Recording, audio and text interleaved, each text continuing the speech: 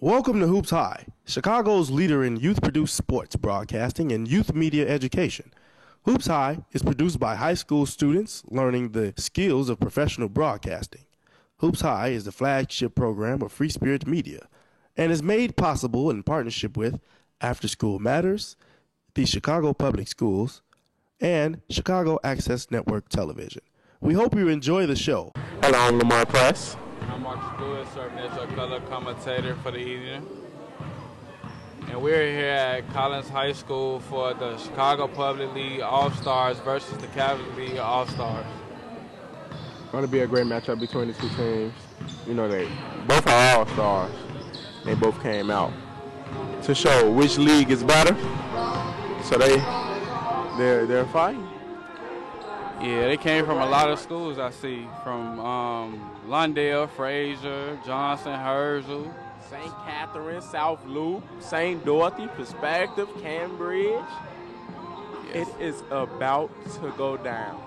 Yeah, it should be a good matchup. You will see all the action when we get back. Time to talk to it. PSA. You're rocking with Amari Stoudemire, and you're watching Hoops High. Watch it or watch nothing. Behind the scenes of Hoops High, it's more than interviews and replays. The crew contributes 110% in setup and production. While we have fun, we are also very serious about getting the job done. We have the opportunity to work with big companies such as Nike and to meet current and future NBA stars. We are Hoops High. Yeah, so we're back at the Thor's Real Deal All-Star Classic. The Chicago Public League All-Stars will be playing the Catholic League All-Stars. It's about 10 seconds off to the tip-off. From Roosevelt Christian, number 9, Jalen Tribble. From Queen of Martyrs, number 10, Tamon Green. Jalen Tribble. From Andrew Jackson, number 4, Amir Queen of the coaching staff for the Catholic All-Stars, Jason Dawson and Mike Lane.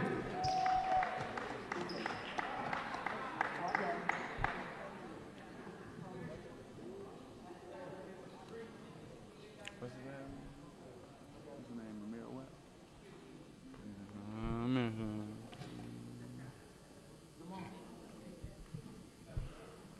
And now, the Public League All-Stars. Now, if I say these names wrong, give me a break, okay? I can't read too good, okay? So give me a break. The Public League All-Stars. I'm going to get your coaches first because this name is kind of hard. Loose. Los. Okay, see what I tell you? L-O-O-S-K. You pronounce it. Los. And now, the Public League All-Stars. Wearing number 1 from Hurt, Carlos Tolliver.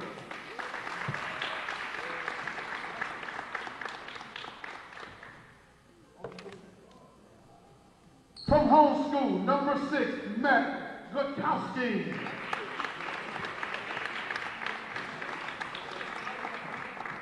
From Beasley Elementary, number 3, Mike Johnson. Mike's not here. From Fraser Elementary, number 4, Thunder Smith.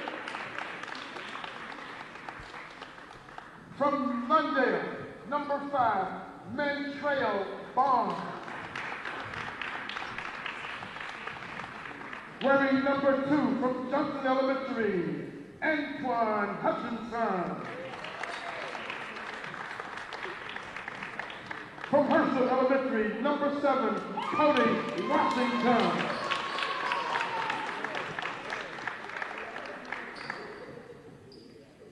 From Howell Elementary, number 8, Ahmad Logan.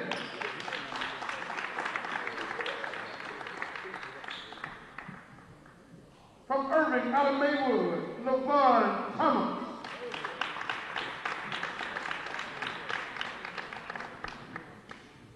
From Lawndale, number 10, Jamel Hand. Public League All-Star. And the coach, I said It's a typo on the roster. How about shake hands, guys, and let's get busy. This is Coach Lewis Thorpe, Rio Deal All-Star Basketball. Today's doubleheader basketball.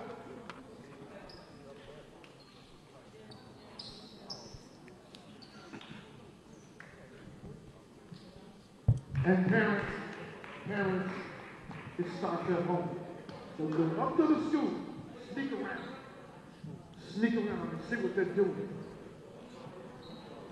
This is the first of 2 ball games. Talking is over. Today, the Bulls and the Miami Heat. Who believes in the Bulls for today's game only? Who believes in the Bulls for today's game only?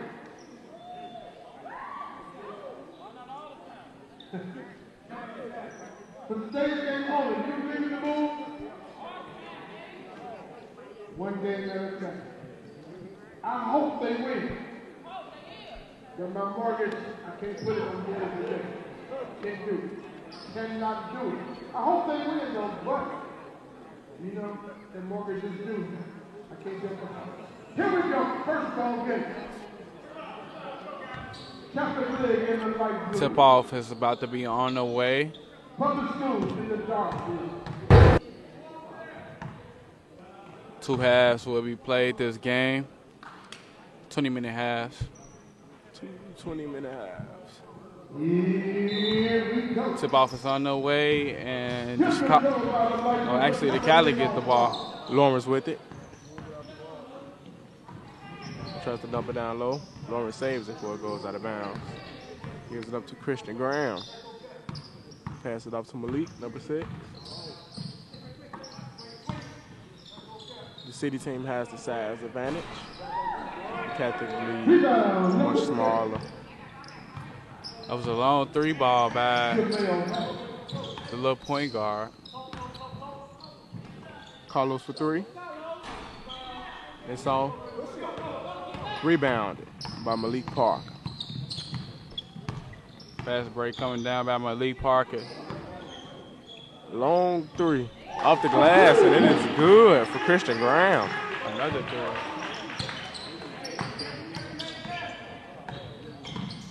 Carlos attacks, dishes it, good pass, but the shot is whipped up off the glass.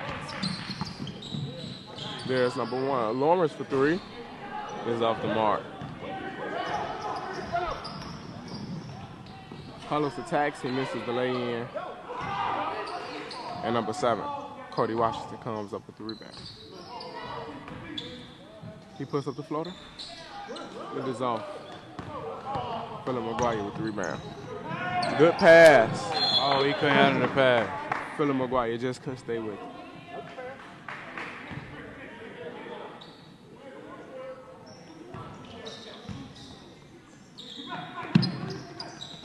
Oh, good defense. That's great defense. You know, the press is going to force turnovers all day long, and there's one. Another fast break. Number 1 sets up the shot, and it's in Number 1. Lawrence Merritt. St. Catherine. California is playing great defense. Good lay-in by Cody Washington. And the dark room, number 7, Cody Washington, Hertzler Elementary, put it on the board. Another 3. Stop. Couldn't pop. Rebound, number 8. Ahmad with the rebound. He's bringing it up the court and gives it up to Cody, who dumps it off. And number 10, Jamal Hines get that lay-in. That was a great big man move. Yes, good way to get it down there to him. Put it on the board. Mid-ranger. And Malik's shots drop. If you notice, Lamont, they've been shooting all jump shots. Yes. You know they have to be smart there with their size. And the foul is called. As Montreal Barnes was driving. Looked like he traveled before. He traveled before the foul. Yeah, he was taking some steps. Cody for 3. And it's in A pretty contestant. Cody Washington, Hertzler Elementary. 3. Right back at him. Contestant number 3. Another three. That's the Christian second. Graham. Good steal. Number one for another one. And now Lawrence Merritt. It's like they came to shoot the net. It's like they came to shoot the net off the rim. Carlos gives it up to Ahmad. He finds. Oh, stop and pop three. It's off. Philip McGuire rebound. He drives and his shot is blocked. You're watching Hoops High. Remember, you can watch Hoops High every Saturday at 8 p.m. on KNTV Channel 19 for all the hottest high school sports actions around. And the foul is called. Montreal Barnes draws a second foul. This time he'll be at the line shooting two. The foul is on Jaden Treble.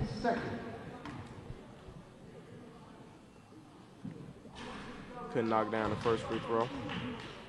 14-7 with 15:54 to go in the first half.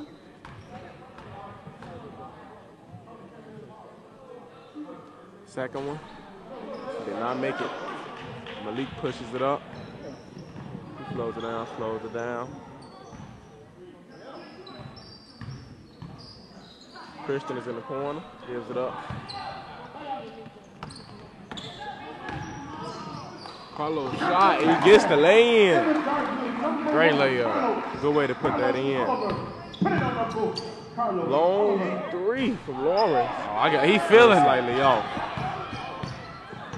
Lawrence really is ready to heat up. Three from Montreal, and it is off. Ball is at the bounce and stays the same way. Lamont, this is like this is gonna be a three-point shootout today. Yes, you know you live by that three. Gotta die by it.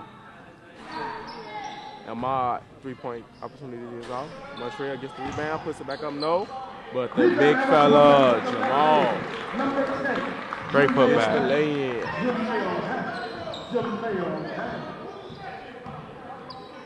Long three, no. Oh, couldn't get the putback.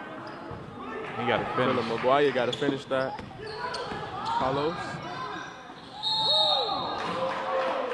Shot is blocked, but a foul is called. Foul number 9. Yeah, I think he caught it with the body. That's his third foul. Correct, that's his first for team's third. His first foul. The First free throw is not bad.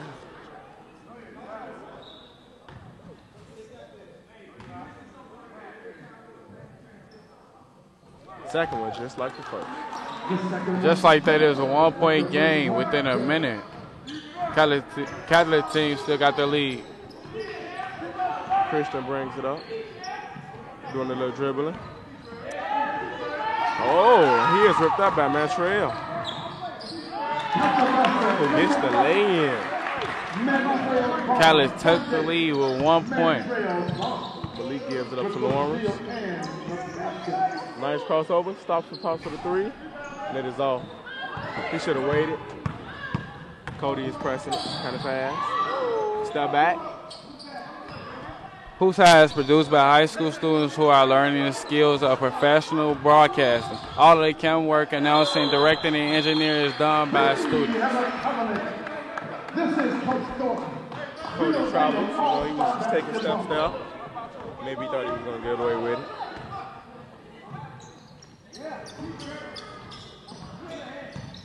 Christian brings it back out, gives it up to Malik. Thought about the three, and then it's poked out from behind by the long arms of Ahmad. Oh, shot is blocked by Jalen Treble. Great block. He got out there to get that one. That's his second block. He's not going to play with him down there in the post. Carlos, his shot is blocked. Bad pass. A good floater by Montreal.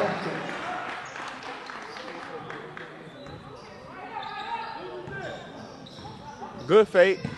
Good pass. He has to be ready. Out of bounds, going down.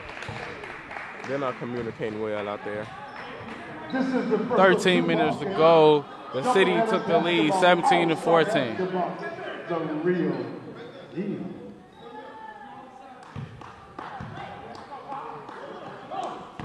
Lamar brings it up, gives it up to Cody, who's in full speed right now, and the foul is called. That was a great move. He put it behind his back. Catholic League, that's their forward. Fouls on number 9, Jalen Trimble. Catholic team hasn't scored in the last 3 minutes. Cody Washington.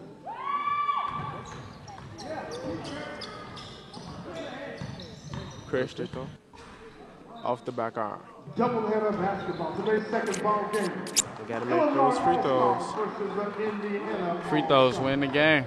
Coach Thorpe, real deal. Second off as well. Lawrence bringing it up the court, slows it down, pulls the three. It is off. It looks good. And there's number 8 to clean it up, Philip McGuire.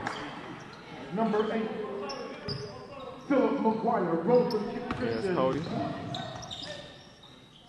He slowed down, give it up to Carlos. Pick his set. Carlos takes it baseline, dishes it, and there's Ahmad with the easy lay-in. That was a great pass. Free Spirit Media strives to give youth a voice so that we can inform and inspire others. Thank you for supporting our work. The Chicago Public League All-Stars is really running the floor, using their size to their advantage.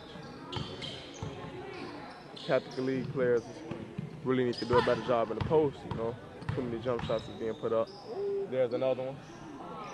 Way off, Jalen Treble. Cleans it up. And here's the whole set of 5. Whole new 5. A whole nother 5 comes in for both teams, City and Catholic. Who's smarter than a fifth grader? Okay, bring me. Let's see what these 5 can do. Bring it on down. Come on down. Here we go. Wholesale substitution. Number 2. Antoine takes it in. Couldn't finish. Number 4. No. Catholic League with the ball. He steps out. Great defense. To the Public League All-Star. Doubleheader basketball. Here we go. Dumps it off down low. Easy lay. That was a great big man move. Michael down.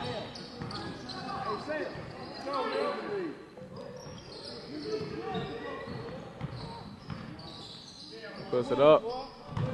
No. Michael with the rebound. That was about the first driving play I ever saw. He's D'd up in the backcourt. Gets a turnover. Catholic will be getting the ball back. Coach Thorpe, real deal, All-Star basketball. Out of bounds. Oh no, he saved that. Amir with it.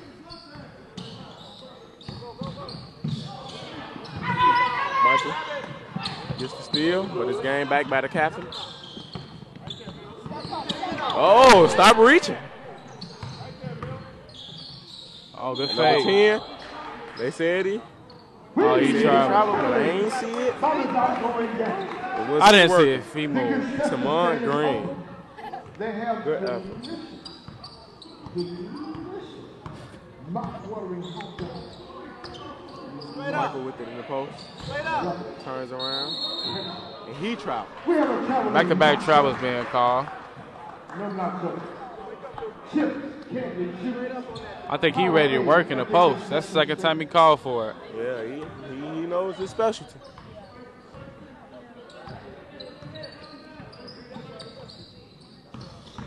Good way to attack. Good dish. And Tamon gets the lay-in. This was the first unit should have been doing. Getting it down there in the post. Working. Number 4 with it at the top of the key. Shander tucks it, gives it up to Michael. Easy bucket. I like how the guards was getting in there dishing it off to them. They stopped settling for jump shots. Number 5 takes it in itself. No foul. He got smacked in the face. Antoine gives it up. Number 3. Long three-pointer. Air ball. He's holding his wrist. Number 4 wasn't ready. Out of bounds. Ball is out, same way. This is the real deal. Coach Louis Scope annual real deal All-Star basketball. He needs to get the ball out. Yeah. Communication. Oh, great pass. Shander misses the lay-in. Michael there to clean it all up. LeBron Thomas, Irving Elementary, Maywood. Good luck. Bye-bye. And we're going to toss it to our sideline reporter for a quick interview with Emmanuel.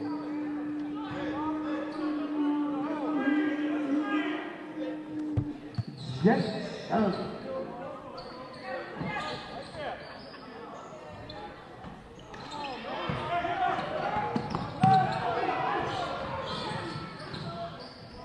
Counter basket. Put it on the board. Number 9, LeBron Thomas. LeBron Thomas.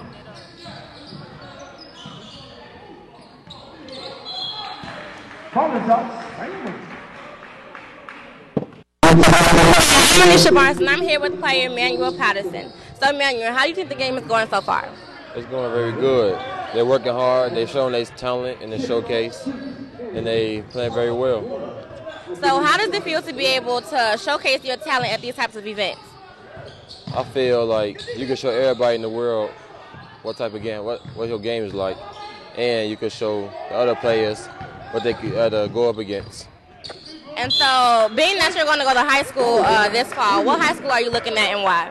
North Glendale College Prep, and I'm looking at this school because I heard in 2009 they was a top charter school, number 1, and also I like their academics, and they could teach me a lot, which I don't know. Okay, thank you. Now I'm going to toss it to my announcers. Antoine Hutchinson cleans it up again, and he's continuing to miss. Ball is out of bounds. Last touch by the Chicago Public League. Thank you, Manisha, for that great interview. He gained about 3 rebounds. Okay, who's smarter than a 5th grader? Let's Raise use your this hand. time Who's to toss smarter it than a to a 5th PSA. grader? If you're smarter than a 5th grader, 4 squared. What is 4 squared? If you're smarter than a 5th grader, yell the answer out. If you're smarter than a 5th grader. Hi, I'm Tiffany Moore. And I'm Michael Ingram. And this is your Hoops High Halftime Show.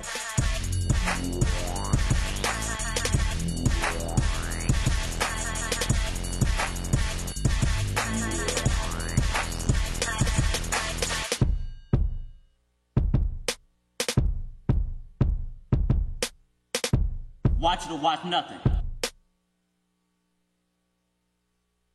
You're rocking with Amari Stoudemire, and you're watching Hoops High.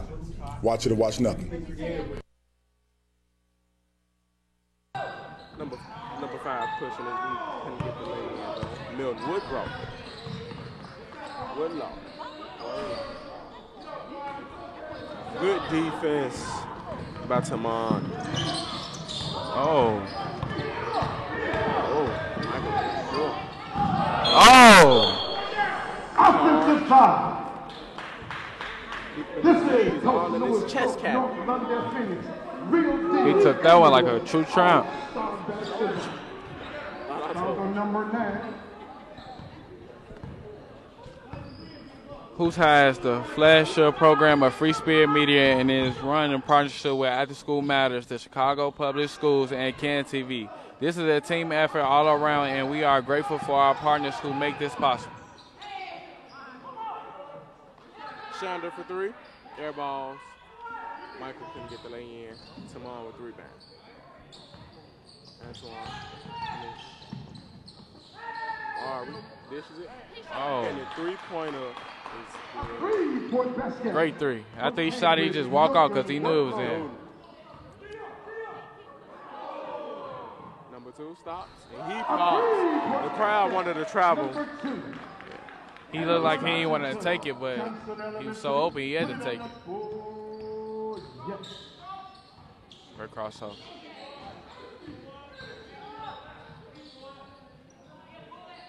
Kicks it out long three. And it wasn't good. Oh, turnover. Pass too long. Couldn't get it. Double Should have just slowed it up. The second ball game, Indiana. 23-32. City is up with 4 minutes and 45 seconds to go.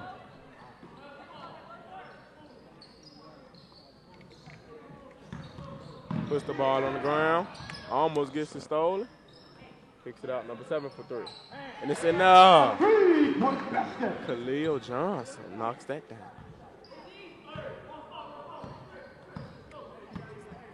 Khalil Johnson, Cambridge, Khalil Johnson.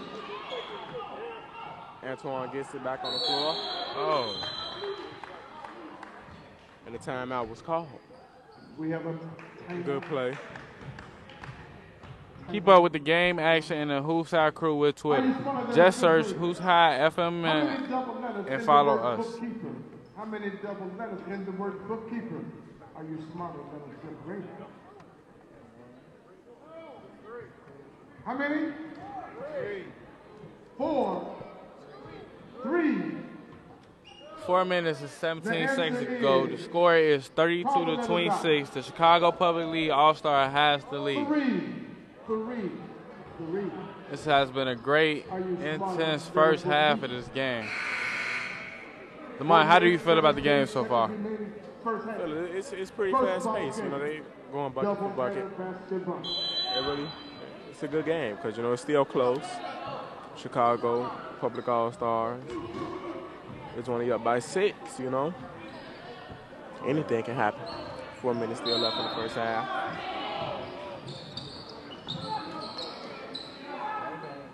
Oh, Antoine number 6, Matt Bukowski. He's homeschooled. Matt Bukowski. Excuse me. With that 3, number 6.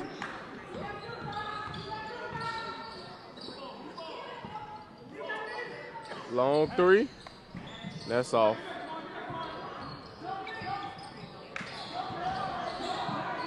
Oh. And he'll be going to the line. Substitution. Look like the subs are coming in for the Catholic League. For both teams.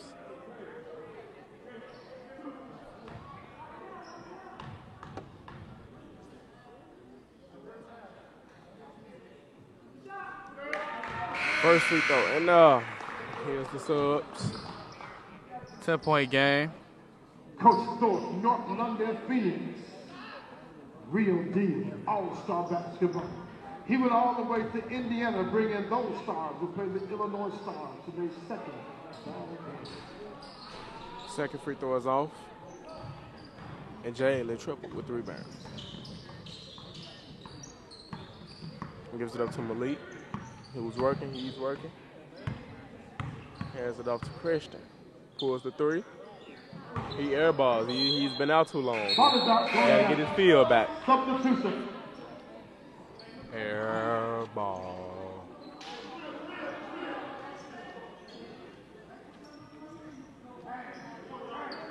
Cody brings it up the court. Gives it up to Ahmad. He gives it back to Carlos. Carlos all the way. Dishes it, and it is blocked. Mantrell comes up with it. Reverse layup is off. Very bad. There's the Cactus running the floor. Lawrence, 3. And on the fast break. Great shot. Carlos gives it to Ahmad. Lawrence. His 3 is in Right back, a 3. Back-to-back 3s. Catholic Public League goes up 10. Ahmad Logan. Christian gives it back to Lawrence. Call to the pick. Blue lines it. Oh. Slightly off. Christian. Oh, good pass. Couldn't finish. Gets the tip. Philip McGuire. Good way to stay focused. Philip McGuire with the tip. Dishes it. And it is blocked by Philip. Jamal Hans. Tried to put that one up, and it was rejected. Oh. 3. Oh! Malik. Malik Parker. St. Paul. Carlos stops. Couldn't pop. And Jalen with 3 bounds. Oh, get a good block.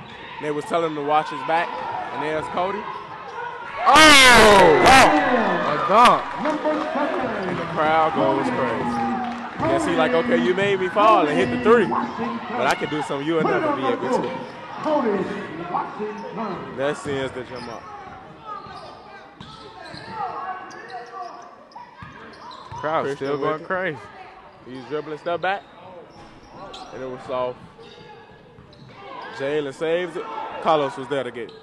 There's Ahmad on the other end. Pulls the 3 of his own. Captain Lee goes back up 10.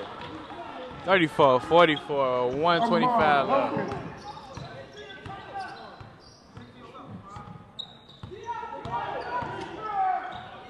Dishes it, and the lay-in is good.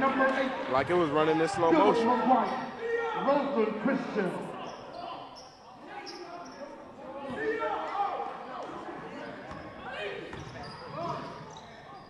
Three-point, oh.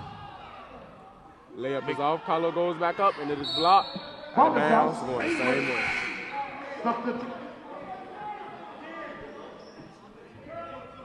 Substitution into the ballgame. Number 9. 56 seconds to go in the half. 36-44. The Chicago Public League All-Stars is up. Good defense. Ball still going the same way. The concession stand is open. They have delicious. Cody takes the lane, then get the lay in. Somehow comes up with the loose ball. Ball out of bounds.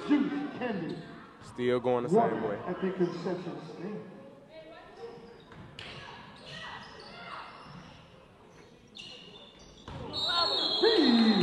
Jump ball.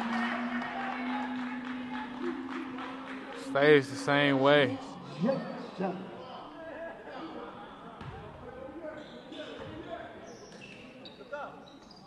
Cody at the top.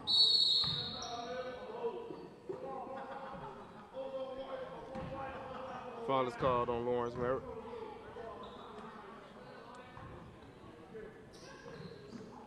Gives it up to Cody.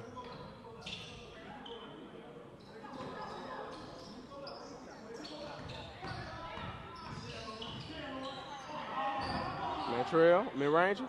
And put it on the board. Number 5, Mantrell Barnes. Back up to 10. Mantrell. Lawrence brings it up to court.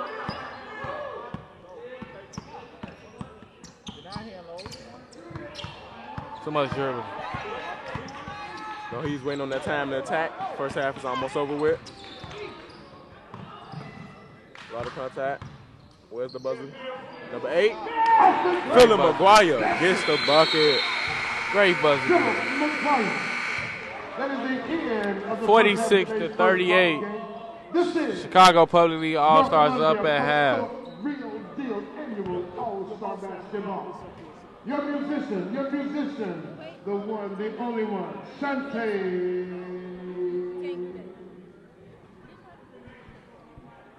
And we're going to toss it to right here with the hand.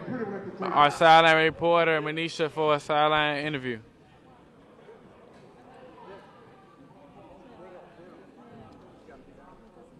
Hi, my name is Manisha Barnes, and I'm here with Coach Carlos, who is coaching the city team. So, Coach, what are you doing to keep your team in the lead? Well, I'm having them come up and down, shuttle ball, and look for each other, look for the open shots, and do not be selfish with the basketball. Okay. Being that they're a young team, what strategies are you using to keep them motivated? Well, by them being young, I'm having them going up and down as fast as could. I like up and down tempo, and that way they can have fun while they playing ball because they're going up and down. Everybody get to touch the ball, everybody get to shoot the ball. What do you see these players doing in the future? Well, I see some good talent out there, some real good talent, so only God knows, but there's some good talent out there. I think a lot of them got a chance. Thank you so much, Coach. And now we're going to toss it to a commercial break.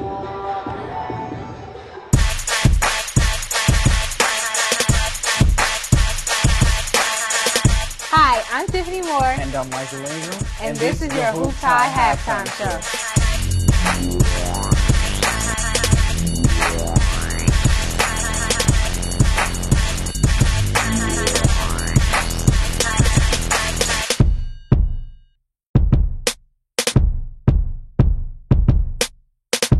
Watch it or watch nothing. But you are going to have a great day, boo. You're not even going to worry about anything that's going on today, okay? Can be different from mama. Just have a great day. Look at this girl come through this hallway with the Rockwood fit on.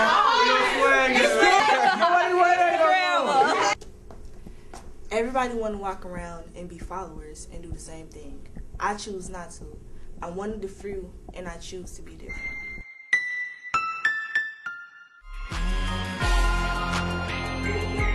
Lack of water is the #1 trigger of daytime fatigue. When you take a step, you're using up to 200 muscles. It doesn't matter if you're an athlete or not. Take every advantage. If you train hard, you'll not only be hard, you'll be hard to beat. Lamar Press, serving as your play-by-play. I'm Marcus Lewis, serving as a color commentator. This is halftime. Got the Catholic League taking on the Public League. Public League is in the lead by 8, 46-38. Great game so far. Both teams have been lighting up the scoreboard. Everyone's been scoring. A lot of highlights.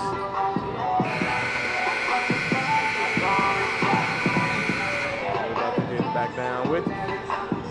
One thing I noticed that Catholic League is really shooting a lot of three-pointers. Yes, they've been pulling. Illinois All-Stars, second ball game. Illinois All-Stars meet at the coach's office. The Illinois All-Stars meet at the coach's office. The Illinois All-Stars meet at the coach's office. That's today's second ball game. Second half about to start.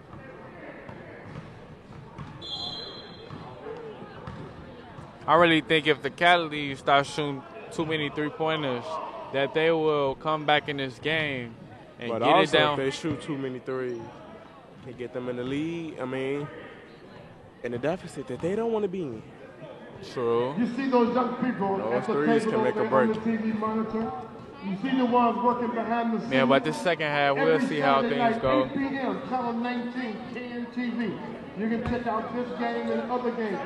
Every Saturday night, 8 p.m., Channel 19, KNCAN-TV. Check them out. Check them out.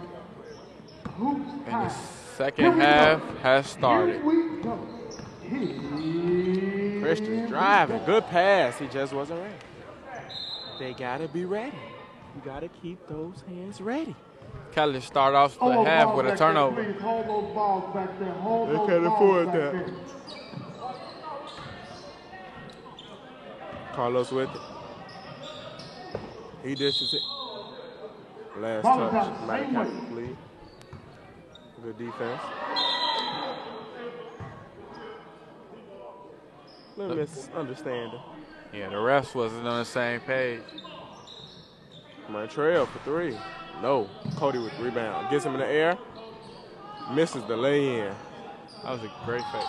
Montreal gets the steal, puts it up, and it's enough. Public League, number 5.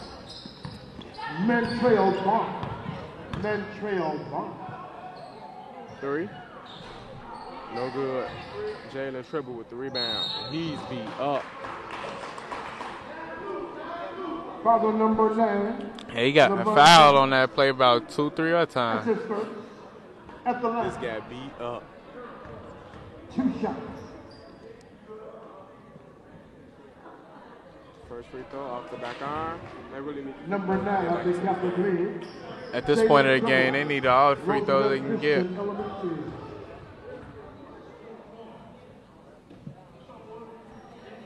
Second one goes in. Jalen Tribble. Ball is inbounded to Cody. He gives it up to Carlos. Drives, dishes it off. And that's just 8 up. Ball out of bounds and it stays. The PSAs, dramas, and documentaries that you see between breaks on Hoops High are produced by Free Spirit Media students at North Lindale College Prep High School, the Gary Coleman Youth Center, and the Powerhouse High. We hope that you enjoy the stories and messages that we young people are sharing. Good defense is being played, but Mantrell comes up with the lay-in. Malik. Ball is almost stolen.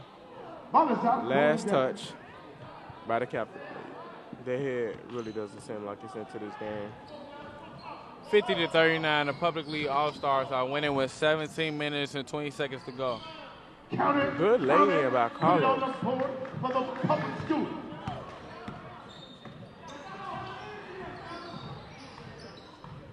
Christian out working.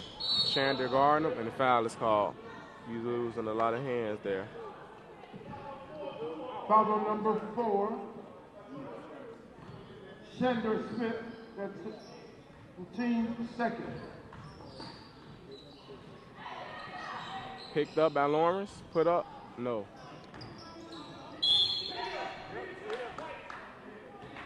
Ball out of bounds. Still going the same way.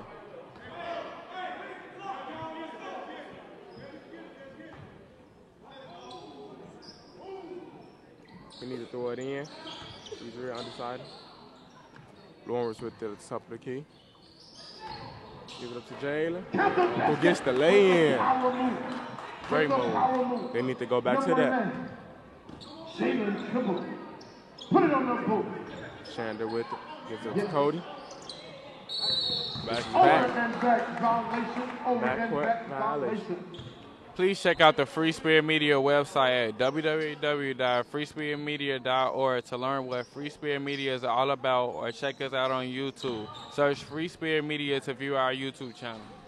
And there's Christian with the stop and pop 3. Just like that, they're back in the single digits. Carlos. Shander. Shot it. Late foul. Late foul.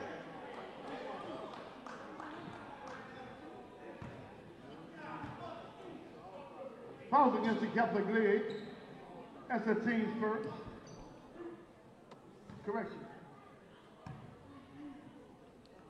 First free throw. And one more free throw.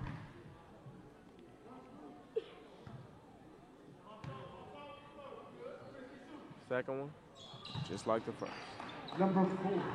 Back up 10 for the Public League All-Stars. Lawrence with it. He's looking for some support. Malik gives him a pick. Gives it up to Christian. Lawrence Christian's had a hot hand in this game. Good pass. Jalen. He is fouled.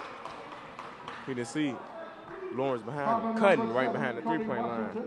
That's the team's third. He caught him on a wrist on that foul. Yeah.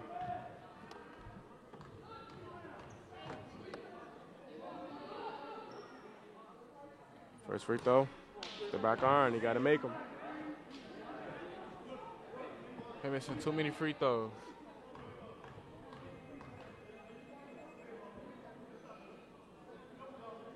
Second one, and got the lead down 9. Betrayal stops. No. And Philip McGuire with 3 pounds. Gives up to Lawrence. Tried to get sneaky with the pass. No. Rebounded by Cody. Gives it up to Shander. Who misses the layup, but Mantrell comes for the tip. Great way to put the ball back in the basket. Mantrell Barnes. Lawrence stops. 3. No.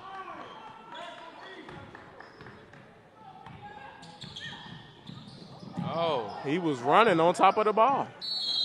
We have a jump ball. Both teams get a little bit out of control. Yes, he was literally running on top of the ball. The next ball game, Indiana Illinois. Ball still Rio Deal going All-Star to the public school. Carlos puts it up, and it's in the 58-45. The public lead is winning by 13 points with 13 minutes to go in the half. Malik Parker. Shot is sent out of bounds. That Montreal Barnes.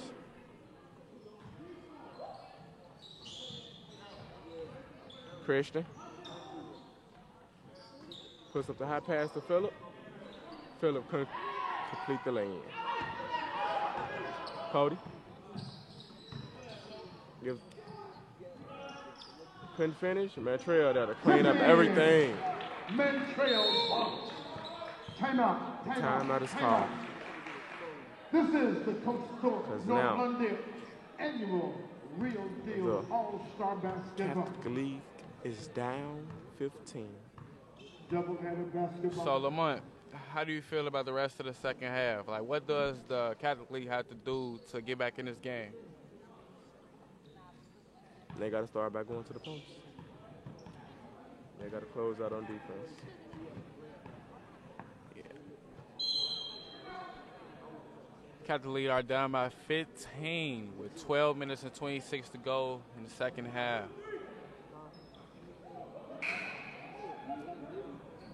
They need some type of game plan that will put them back in this game and actually take home the victory today. Seconds remaining. Regulation time, first ball game. Catholic League ball after the timeout. Christian brings it up.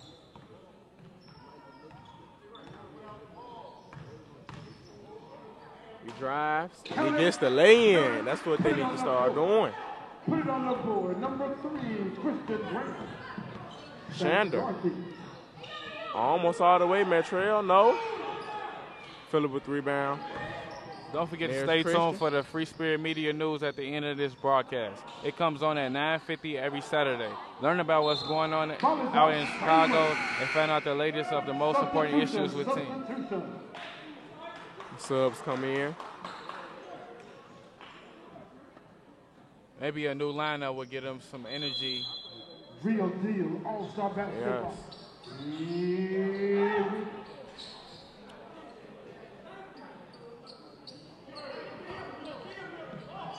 Long pass to Ahmad. Couldn't finish. Number 10 uses his size, Jamal Hines. That actually could have been an N1. He got fouled. Yes.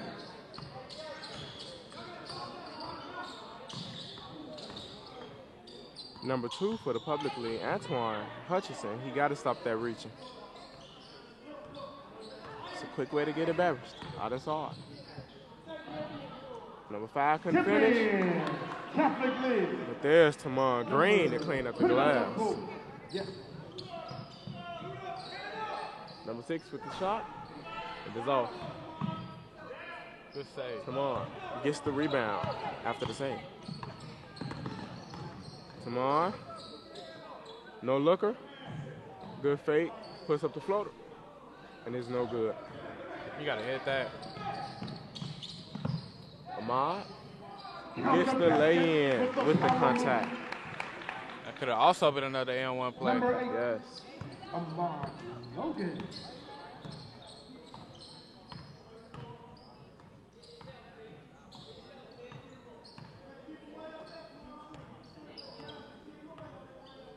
Long 3 by number 5.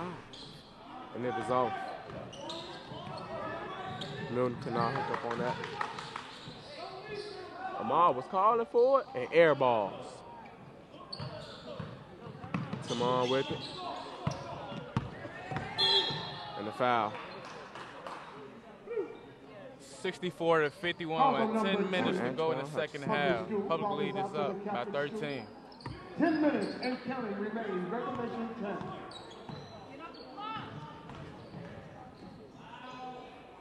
No foul. Tamar gets him in the air and gets the lay-in. Great pump fake. They're not getting back. Ahmad, this is Jamal. Gets the lay in. He's coming off the bench and getting buckets.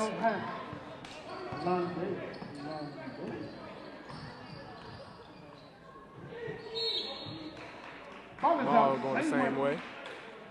Every Saturday, 8 p.m. KNTV Channel 19. You can see this game and other sporting events every Saturday. Hoops High. Hoops High. 3. And he misses. Good pass. Good pass to Ahmad. And one. Push in the back. Count the Gets the basket. bucket and the foul. Fouls on the Catholic League. That's their 4. Fouls on Milton Worklow. Great pass. Great layup. And we're going to toss it to our sideline reporter for a quick interview.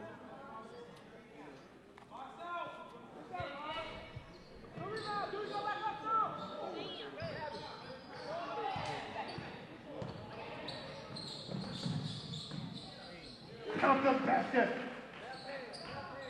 Catholic League. Put it on the board. A 3-point basket. Ahmad Logan.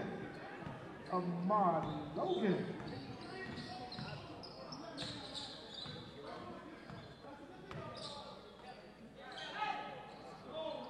Hi, my name is Manisha Barnes, and I'm here with Christine Goglowski, parent of Matt Goglowski. So, Christine, how do you think Matt is playing so far? He's doing pretty good. He's holding his own here. Okay. And being that he's been playing ball for like 5 to 6 years, how do you think he's been playing so far? So far, good. It just incrementally improves every year. It's been good. And being that he is homeschooled, what values have you instilled in him as a student athlete? Work hard, play your best, do everything right, do it the right thing. All right, thank you. Thank you much. And now I'm going to toss it to my announcers. Manisha for that great interview. Thanks, Manisha, for that great interview.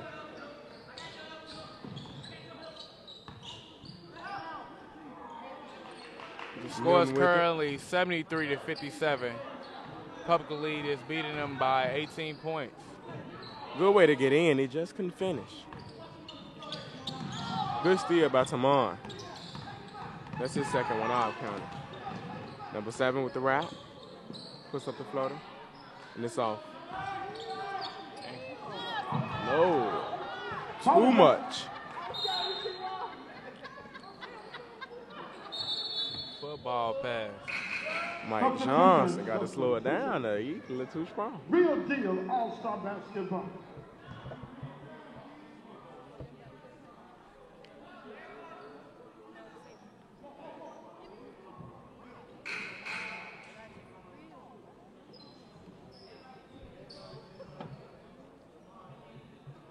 Six minutes and 36 seconds to go. Catholic lead still fighting to get back in the game and actually take the victory home today. Christian brings it back out. Gives it up to Phillip, who loses, but foul is called. Foul on number 6. Christian got some great hands. Team 4. Out there shaking and baking.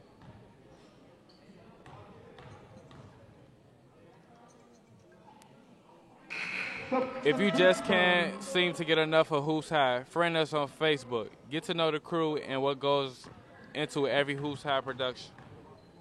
His first free throw was good. Second was just like the first.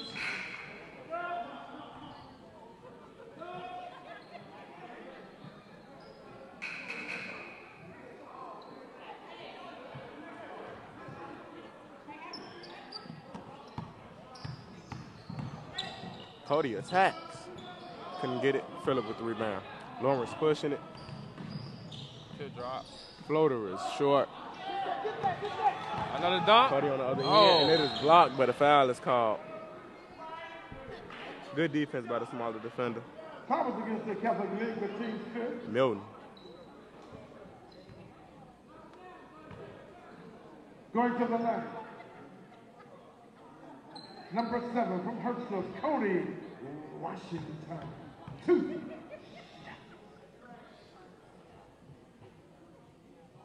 First free throw. And subs come in for both teams.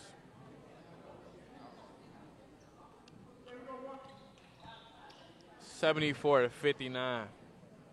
Public League is winning by 15 points with 4 minutes and 40 seconds to go in the second half. Second free throw, just like the first. Just like the first one. Yes.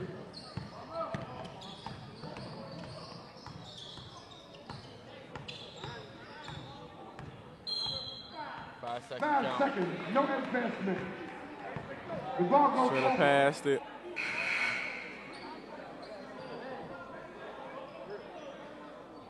Milton and Malik checks in.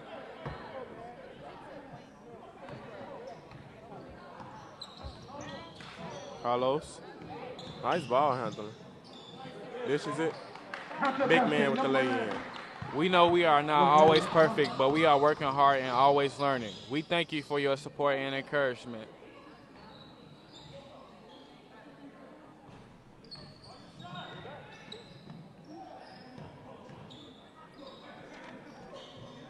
Milton gives it up to Phillip down low. Puts it up. 2 points. Number 8, Phillip McGuire. Substitution.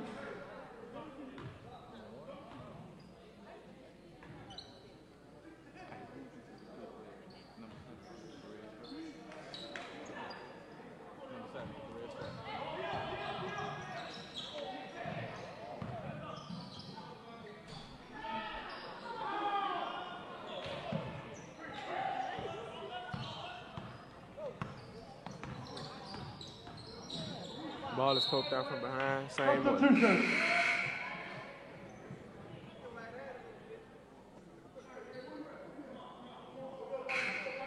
Saman checks out. And checks Milton.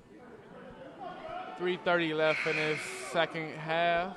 61-77. Looks like this game is over with.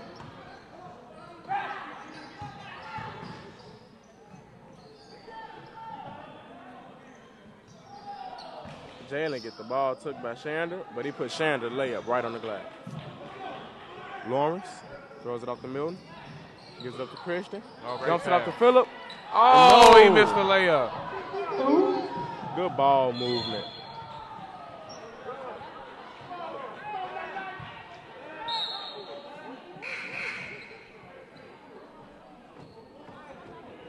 He missed the layup.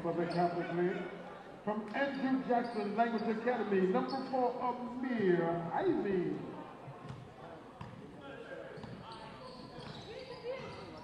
Lawrence brings it up the court.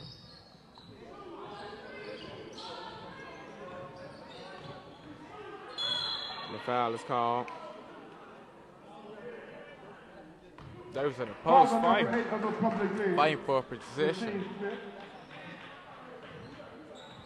Dolphins never gets called for that foul. It's stolen on the inbound. Shander gets the lay-in. Sander Smith, Rangers Elementary.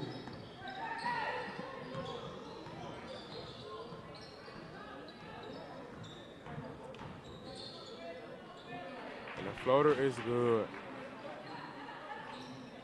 79-63. Public leads up by 16 points with 2 minutes to go.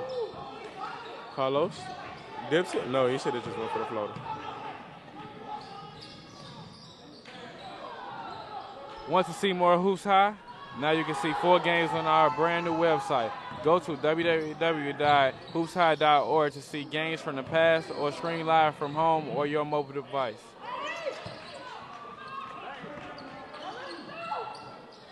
Lawrence 3 knocks down. 3-point basket.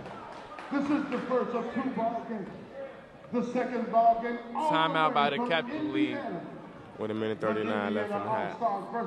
They're down 13 points. Ooh. 13 points, 139 to go. 2 ball games, city suburb ball game. Could we see an upset? Another ball game. That'd be a Cinderella story. We will be naming the MVP of this ball game We'll announce the MVP at halftime of today's second ball game. The MVP will be announced during halftime of the next ball game. 1 minute, Capital 39 League tossed seconds. the timeout to try to come up with a game plan to get the victory tonight. 1 minute, 39 Anything is seconds possible. remaining. Regulation time. Here we go. 79-66. Chicago Public League All-Stars up at 13 with 1:35 to go.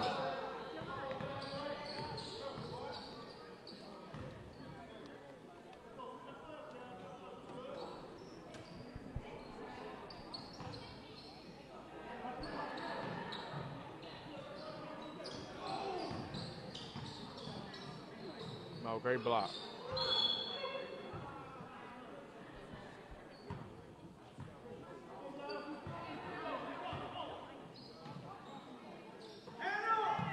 Antoine Hutchins for three, and he air ball. Jamel misses the lay in. Oh, the ball gets stuck. He'll be going to the line. That's actually a jump ball. But I guess a foul was called in the miss.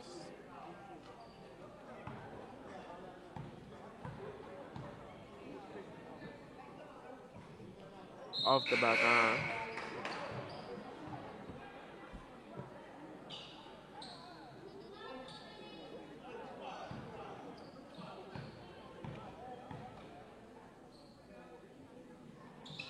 Second.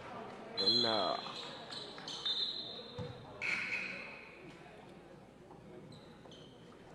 Confuses on subs. thought about it. I'm like, nah, y'all strike. Lawrence three is off. Milne three. And 80-69, 1:10 to go.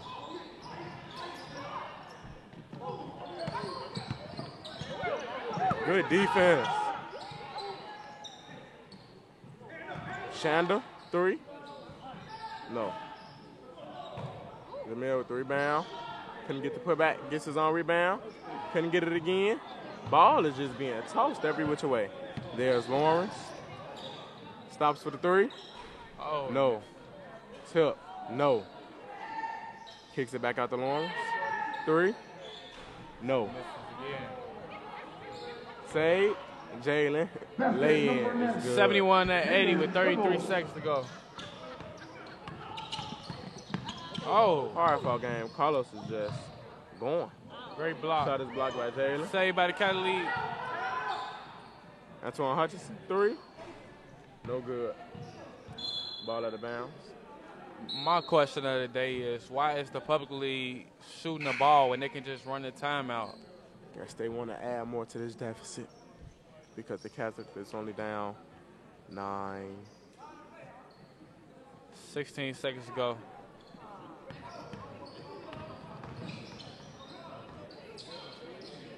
Three. No, Phillip misses. Ball is saved. Jalen. Christian for three. And timeout with 2.3 seconds to go at 80-74. Public League is up by 6. No need for a timeout. Indiana. The game is over. Illinois, second ball game. Coach Thorpe, real deep. I guess the coach of the Catholic League feels like he can pull off a miracle in 2.3 seconds and get 6 points. Steal three. Oh. I never saw that happen. Man. In 2.3 seconds? That's critical.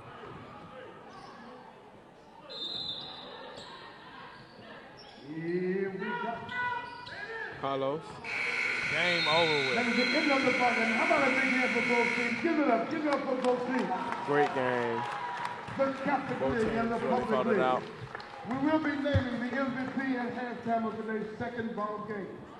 80-74 is the final score. The Public League took home the victory.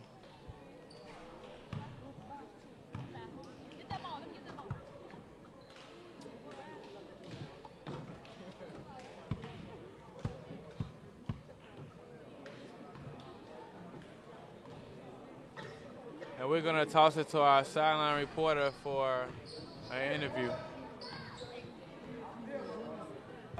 Hi, my name is Manisha Barnes, and I'm here with Montrell Barnes, who is the MVP of this game. So, Montrell, how do you think you played in this game? Great. I had a lot of steals. I had a nice amount of points, and I know I had a lot of rebounds. Okay. Being that you are going to high school this fall, what high school are you considering to go at? North Lawndale, because I'm already familiar with the coach. Okay.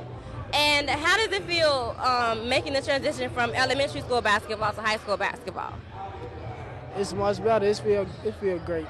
I just can't wait for the opportunity. Okay. Thank you, Montrell. And there you have it for this episode of Hoops High. Remember, you can tune in to Hoops High every Saturday on CAN-TV Channel 19 at 8 p.m. Do not miss it, and thank you for watching Hoops High. You can watch Hoops High on CAN-TV Channel 19 every Saturday at 8 p.m. Please visit www.hoopshigh.org to learn more. Hoops High and Free Spirit Media would like to thank our sponsors. We are grateful for their support in making our mission of youth media education and opportunity possible.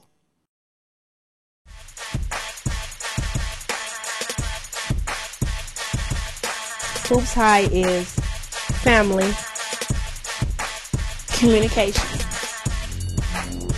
Enjoy it. Hoops High is astounding, creativity, commitment.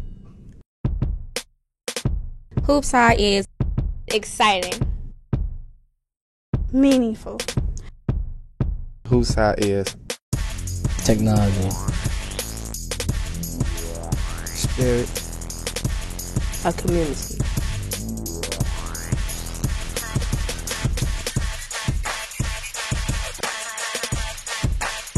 Hoops High is home, love, dedication, inspired,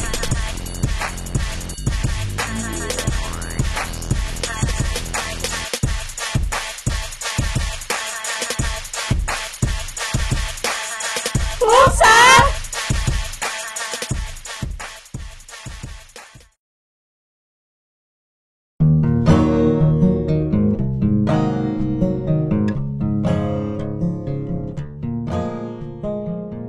If they probably never was exposed to it, they probably would never have done it, but it's something that you see that interests people a lot. I never worked with a camera, you know, my first time learning about a camera, you know, zooming in, zooming out. It was a real good experience for me, you know. I think it changed a lot in me too. It changed how I think, and it changed like something I like to do in life. When I get older, I want to be some type of actor. So being in this classroom really helped me out, really exercise my ability to act. We shooting it and we shooting it off like what we done been through, and like people get to see it and they watching it and they liking it. Like young kids in the community can do stuff that's like worth some type of value.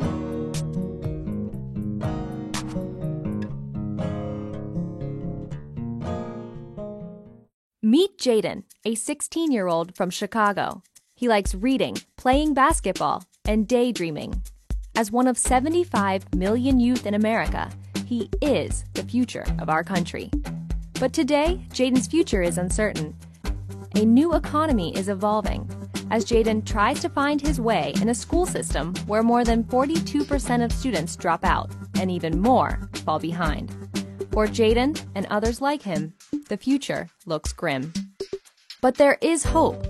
Youth media programs connect with kids like Jaden, moving them from discouragement toward opportunity through the power of communication. Jaden learns about journalism, technology, and culture. He spends his time engaged at school, in youth centers, and at libraries. He discovers how to observe the world around him and share his own stories. He becomes one of more than 10,000 teens involved in the Chicago Youth Voices Network, a collection of innovative programs that come together with a bold vision to reach more people like Jaden, to transform education, and to shape the health of our city. Together, the network gives vision to the journalists, artists, engineers, and leaders of our future. One story, poem, film, blog post, one youth at a time.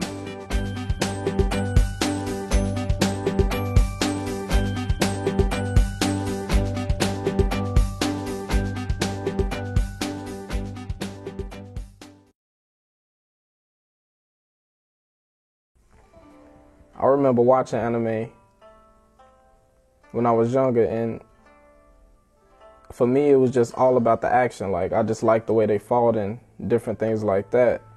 But now that I'm older, I start to see things and notice things, and I'm wondering, is it more than just cartoons? So my question is, like, what is anime?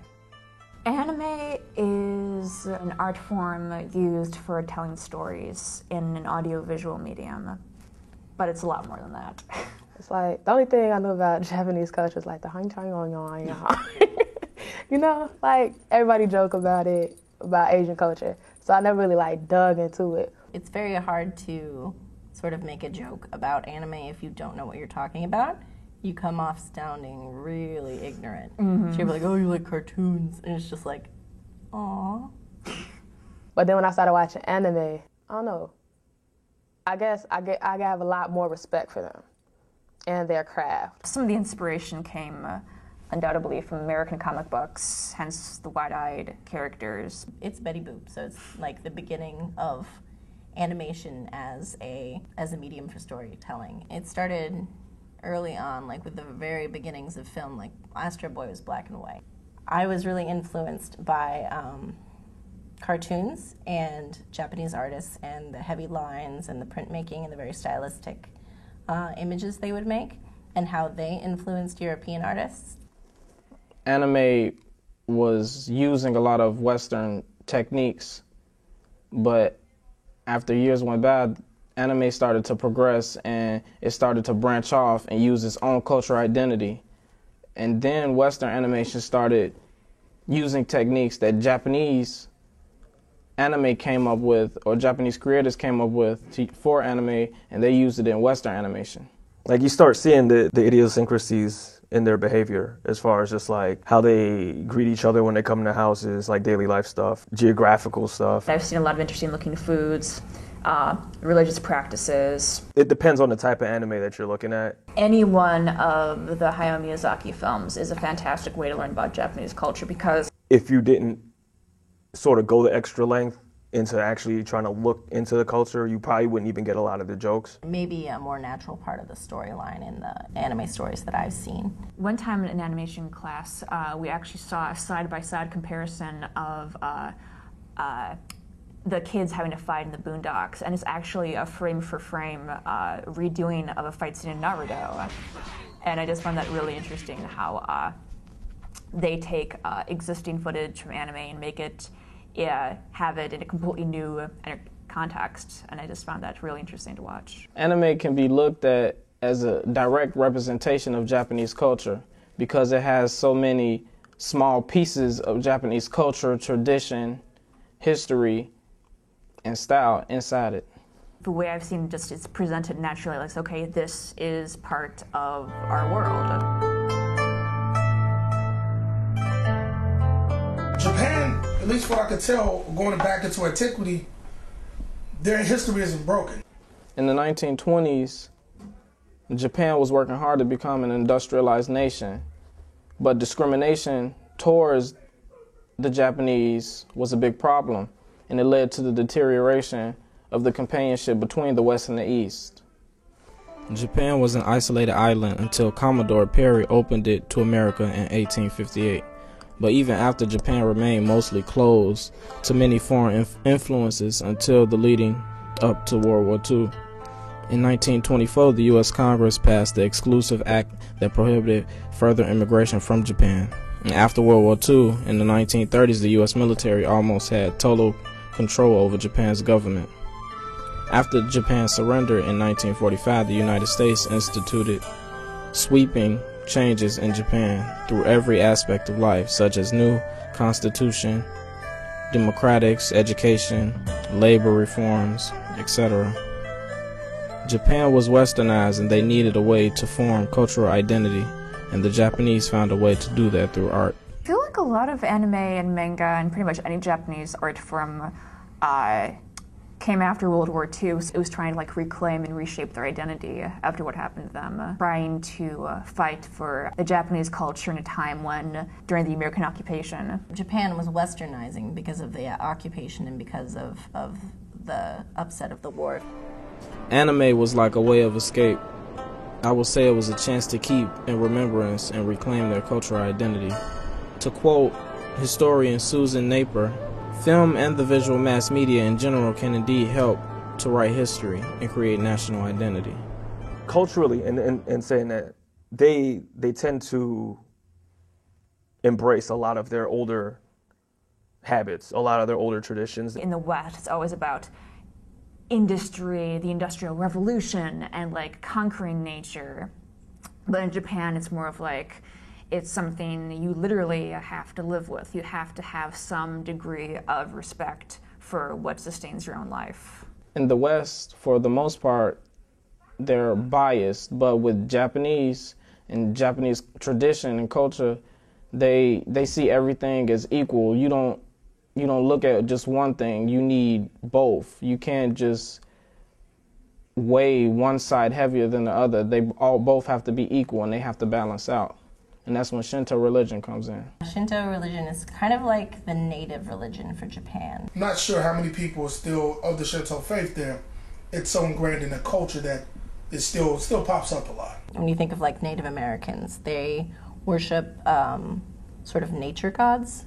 So you have like the fox spirit, and the trees all have spirit. And like if you've ever seen any of Miyazaki's work, there's a lot of Shinto woven into the landscape of his films. The closest one I can think of at the moment is Princess Mononoke, where it's all about striking a balance between the environment versus personal gain.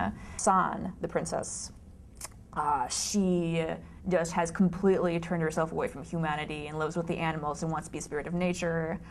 And then you have her rival is Lady Eboshi, who symbolizes like industry and factories. And at first glance, it's like it would be so easy to like just see her like one-dimensional villain because she's like industry and that's bad. But then you realize like no one is like a clear-cut hero or villain. Customs from feudal Japan are still used now today in Japan, and you can see that in anime. Whether it's through food or the way they greet each other or the way they talk to each other or even the way that they show affection. They think they're cool or just because of habit, like ninjas and samurais. That's all older Japanese history. But I mean, when you start like looking at, the way they name their characters, it'll be off of like older Japanese generals or older clans and things like that. So they're always digging back into like their history and then pulling that and referencing it.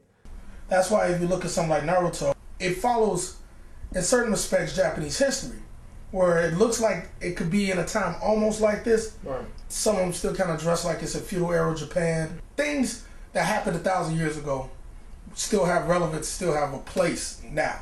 When I watched anime, I understood most things, but there were like also a lot of things they referred to that I've never heard of, and that's when I officially made the connection that anime, when I went further, was more than just a form of entertainment. Anime means that, especially now, that it's more than just a specific storyline, that animation can tell hugely complex and adult stories in any subgenre that you can think of.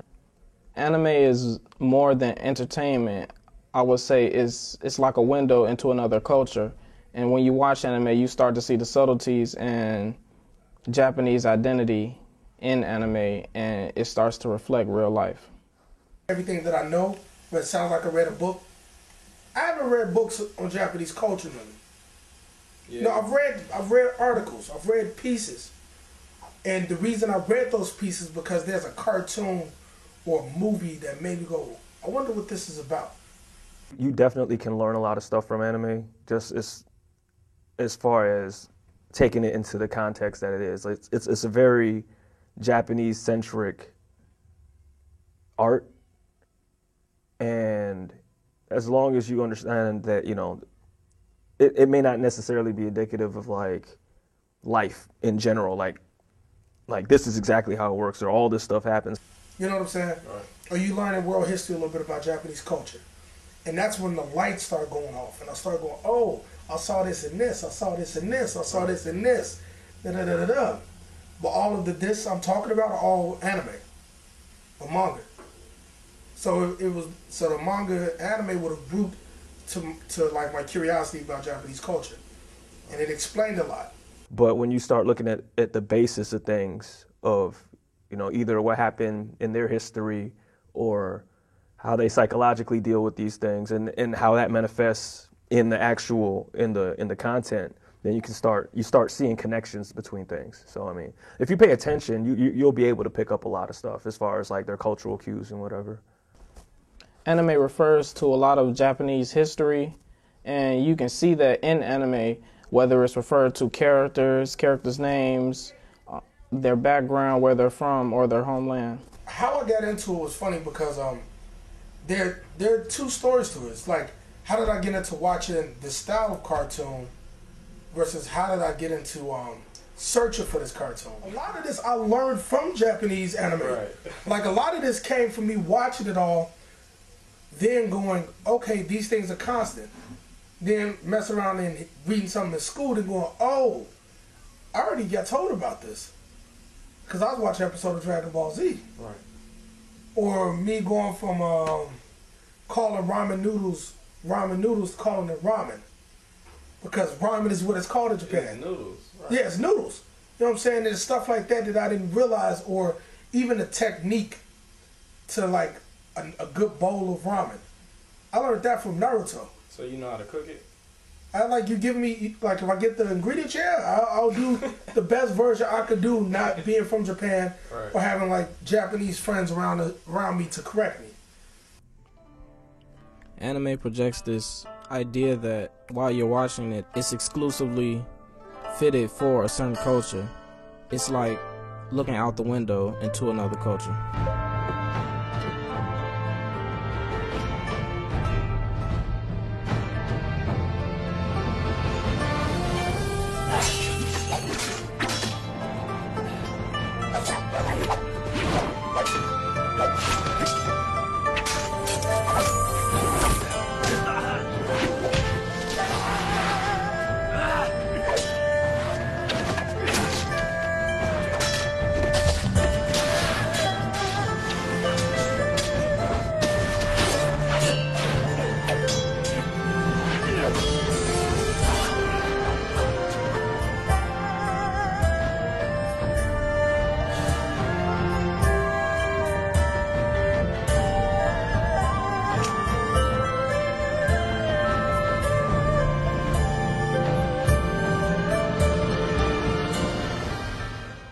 I want to be a teacher. I want to go to the Air Force. I want to be a doctor. I want to be an actress when I grow up. People say I don't have enough knowledge. But people say I'm too weak. But people tell me I can't make it. But people say I never make it. Teamwork make the dream work. But I know my dreams can be reality. Be you. Stop being a dream killer. Be a dream instigator. Be a dream instigator. Be a dream instigator. Be a dream instigator.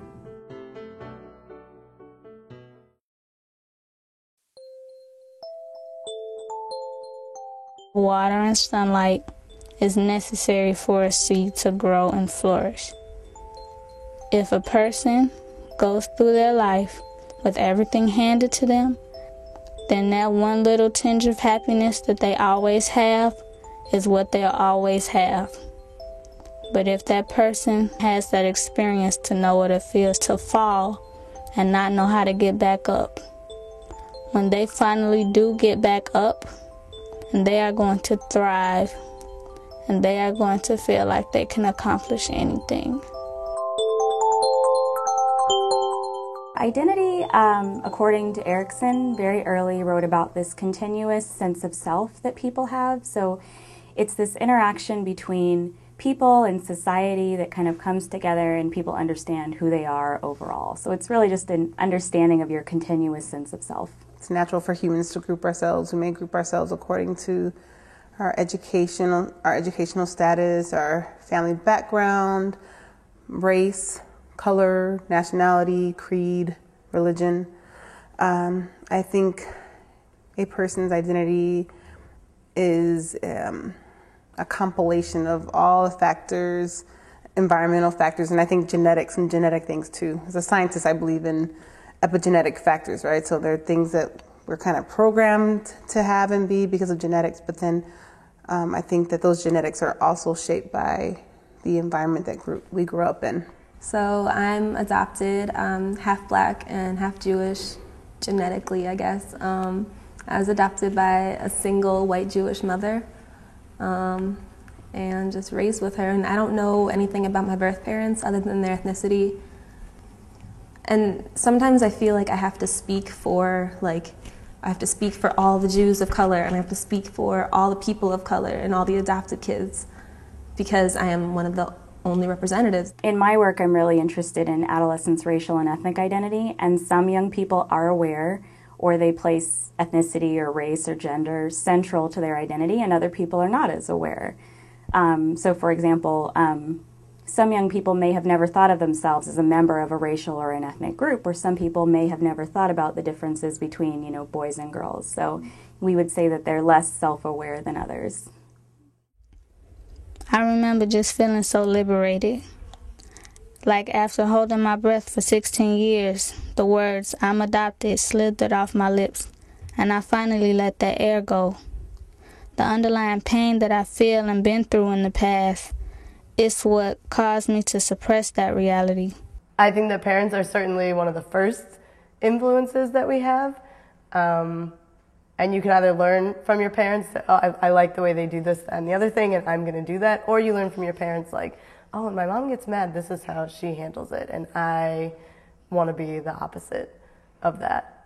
So I think they play a part, but I think maybe they build a base or give us some roots or plant some seeds that we then take and develop on our own through media and through our friends and through our experiences. I don't think that a perfect parent exists. A perfect parent is imperfect. A perfect parent just, I think, is willing to be there, but not to be overly, overly there. A parent can be like the deciding factor whether or not their child is insecure. It really shapes them a lot from head to toe. And it instills the values too. When you grow up hearing a certain set of rules, then you feel like that's the right way. Even though my adopted mom is the best provider I could ever have, I was afraid to let her in emotionally. I've had a history of trusting people that only brought me pain, and everything that I thought was going to turn out great ended up being terrible. Parents can either set up an environment where young people can explore, they can learn about themselves. Parents can also place different things in the environment, buying books or listening to different types of music or taking their children to museums. So there are direct things that parents can do to kind of foster a young person's sense of self. But they can also just allow more space for young people to explore. I am a laid-back parent. I prefer for my kids to learn through experience, but in a reasonable sense. Like I wouldn't just, put my daughter in a neighborhood where I know there's a lot of sex trafficking or something like that. That would be ridiculous. But at the same time, she's going to have to learn through experience.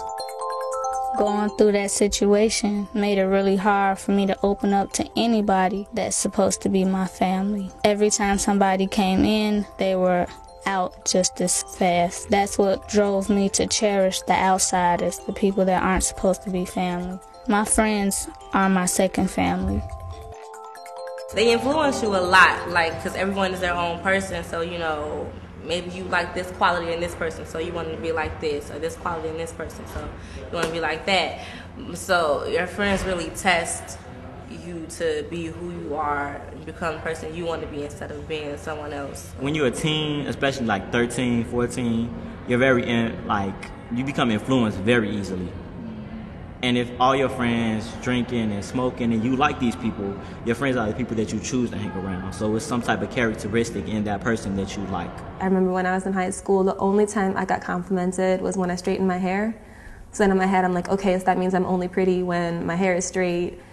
That's messed up. This took 3 hours. Like, I'm not trying to do this every day. And that really messed with me. Like, that the only way my peers could, you know, like find something to compliment about was if I like conformed to whatever standard.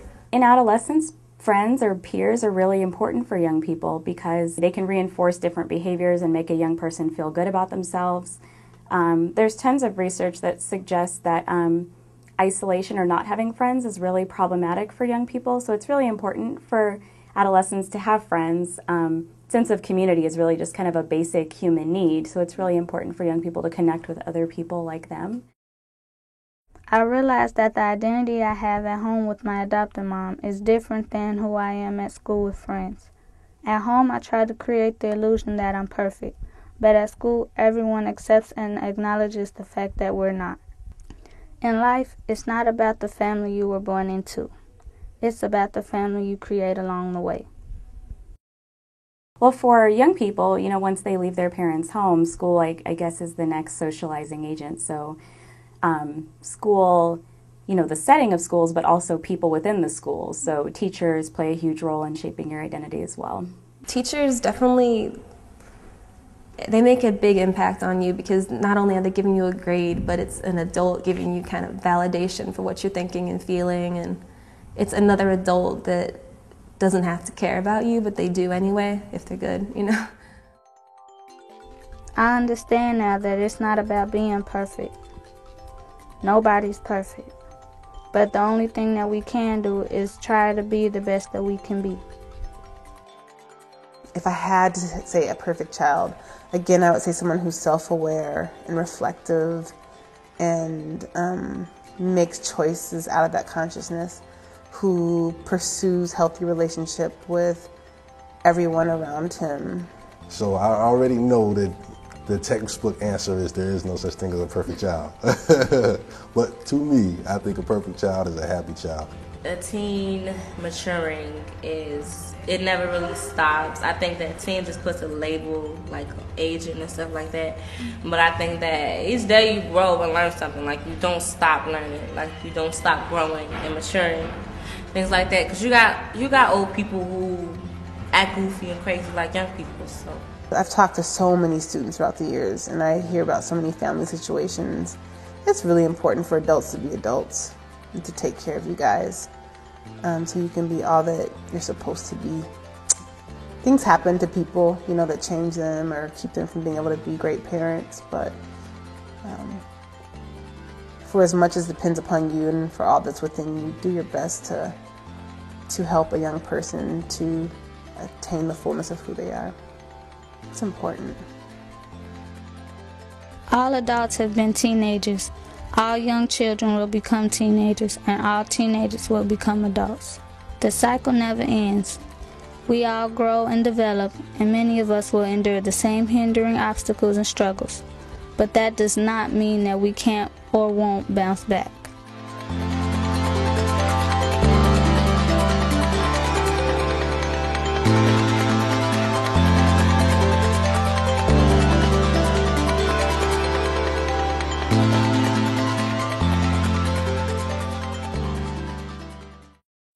You're rocking with Amari Stoudemire, and you're watching Hoops High.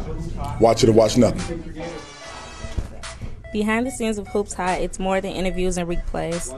The crew contributes 110% in setup and production. While we have fun, we are also very serious about getting the job done. We have the opportunity to work with big companies such as Nike and to meet current and future NBA stars. We are Hoops High. What's up? How you been feeling? My name is Astaria Perkins. Good morning. How are you today? My name is Nicole Howard. What's up? How you be feeling? My name is Marisha. It's not so correct here. How you be feeling? I don't think that's good Ebonics.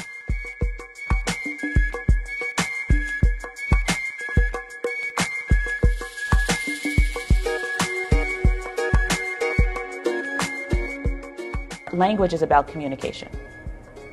And it's communicating with at least one other person or entity.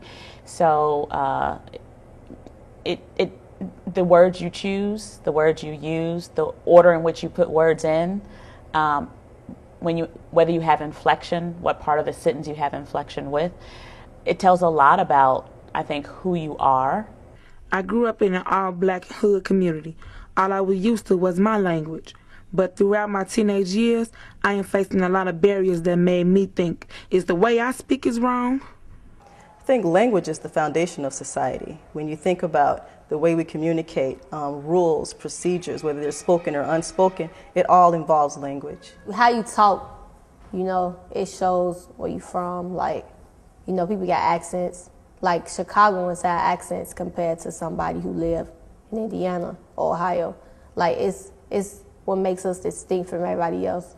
African American English is basically the non-standard way that African Americans speak at home or among themselves, especially the people that have not had the privilege of pursuing higher education. My sister and I grew up in two different households. She stayed with my mom and I stayed with my dad. At my mom's house, they speak more proper. Well, I grew up at my dad's house, and we speak that black talk.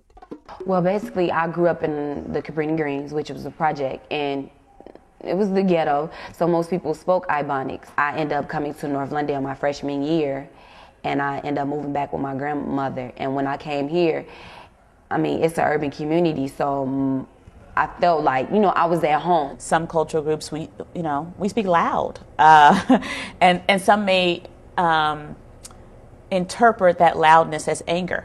And it's not necessarily anger. So there's a kind of a cultural disconnect there. I think I speak more proper when I'm at home. Because it's like I know nobody going to look at me like I'm crazy or something. Students learn what they hear the most. So whatever they hear from home, they're going to bring that with them, those understandings, to the school setting. It can be a liability to speak African American English in some settings because you become stigmatized. Okay? But, it's usually a liability to use the wrong kind of language in the wrong place. Last year when I moved back at my mom's house, every time I speak, my sister had a problem. She always tells me that the way I talk isn't right and I shouldn't speak like that. She's a speech therapist and she thinks I won't go nowhere in life using that kind of language. Before I came to North Lawndale, I guess I talked like an Oreo, I talked proper before I came here. An Oreo is a black who talks white. Black on the outside, white on the inside. And it just made me feel like I didn't belong, so I had to adapt to how things were at North Lawndale. We are in a system where Ebonics, like non-standard Southern English, like Appalachian English for that matter, these varieties are not accepted in the upper socioeconomic strata of the society. Before. Asked. Ask. This. Ain't. Isn't. The origins of Ebonics, the simple way to answer the question is it is English of the 17th and 18th century as spoken especially in the South. And it became associated with African Americans largely thanks to Jim Crow. When African Americans in the South with the Great Migration came to the North and Northerners were not familiar with the Southern way of speaking English, and they heard this particular dialect of English, which is basically Southern English, in the mouths of African Americans, and they characterize it as Black English. Then at some point people call it African American English, and at some point people call it Ebonics. When I was younger, it was okay that I spoke in Ebonics, but as I get older, I realized that my language wasn't getting valued in certain settings. Well, schools have their own culture in and of themselves. In the United States, a model of schooling is really based on a white middle class orientation. And schools have a culture where we know that in schools, kids are expected to behave a certain way, speak a certain way, raise their hand. That's a culture in and of itself. I would not condone a teacher who would demean or degrade a student because of their use of Ebonics. That teacher needs to be able to grow that student from solely using Ebonics to using standard English. People thought that if African American English is used in the school system, it is a rejection of standard English. That's not what people meant. What people meant was if you talk to an African American kid in a dialect that he understands, because it's the same dialect that is used at home, that makes it easier for the kid to learn every subject matter in the classroom, including standard English. I think that Ebonics is spoke more in school because it's more kids than teachers. Like, throughout the day, you always see a student. You may say what's up to a student in the hallway because it's what they used to, it's their lingo. And it's like when you in a classroom, half the time, some teachers won't call on you or you don't really get that attention, so you don't really have the need to, speak proper. If teachers can understand sort of the syntax or the rules that govern Ebonics, it'll make for an easier transition for those teachers to instruct students in standard English acquisition. Even though my sister is a speech therapist, she didn't understand where I was coming from. I felt like every time I came around her, I didn't want to talk. I didn't feel comfortable speaking proper. It just wasn't me. There's a way in which correction needs to happen. And I think that when children are corrected all the time and constantly told that the way they speak is wrong, a child will either shut down, develop self-doubt about themselves, and if they're in school, I think they disengage from school. I think school becomes a space that they're not interested in being in because it's a space that's telling them, you don't fit here. I can't change how I speak for someone else's satisfactory. So when you tell me that I can't speak a certain way, you're taking a part of me. I think it takes finding oneself in a position where one becomes uncomfortable because of the way they are being treated by others in order to realize how harmful negative stereotypes can be. I love speaking in Ebonics. I can't change who I am as a person for someone else's well-being. I found out it's not that I was speaking wrong. I had to tell my sister I know when and where to use my language. We do live in a global society, so not just learning standard English, but also learning other languages that are spoken around them, having some basic understanding is in everyone's best interest. I think we have to look at what we would call in the sciences a within group or emic approach, where we just understand a language in and of itself, for itself, not in comparison to something else. Normal human population is diverse internally. It includes variation. And we don't always have an explanation for why we vary one from the other. And we have to respect variation. As an African American young lady, the way I speak shows who I am and where I'm from. I'm proud of who I am and where I'm from. Going through this process, I found out I wasn't wrong. It's nothing wrong with me.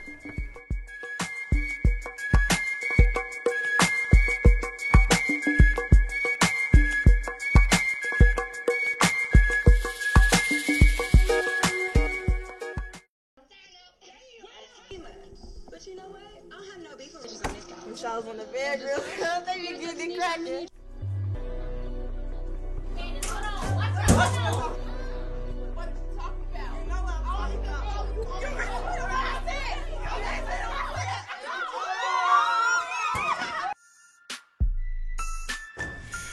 Nah, I'm too cute for that.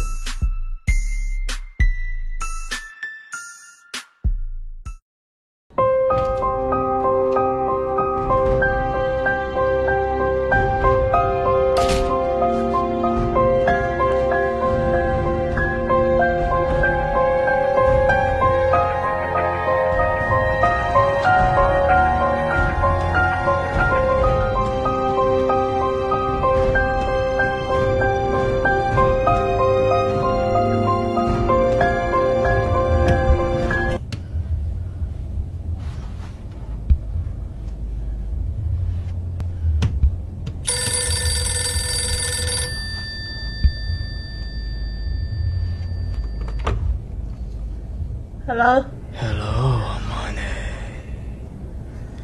I have something to tell you. What? FSM News is on right now. Wait, did you say FSM News is on? Yes. Oh, gotta go. Wait, no.